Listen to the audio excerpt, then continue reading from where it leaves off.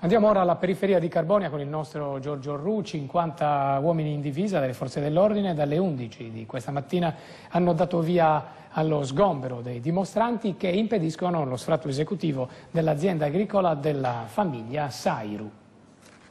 Dalle 3 del mattino l'azienda agricola di Terrasegada è presidiata dal movimento artigiani del Sulcis, pastori sardi che assieme ai proprietari attendono l'arrivo dell'ufficiale giudiziario che dovrà rendere esecutiva l'ingiunzione di sfratto. Comunque dovrebbe arrivare l'ufficiale giudiziario alle 9, vediamo cosa succede. Secondo me è assurda.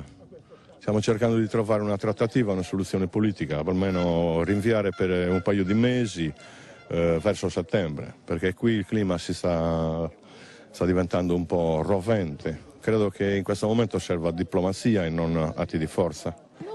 È perché c'è stata un'ingiustizia con noi.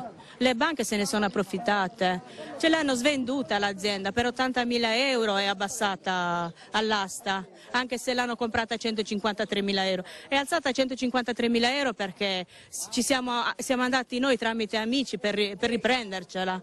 E invece non ci siamo riusciti perché si è ripresentato quello lì. C'è una sentenza che non può diventare carta straccia. C'è un cartello lì, cerchiamo di arrivare a una soluzione. Non c'è soluzione in questa situazione.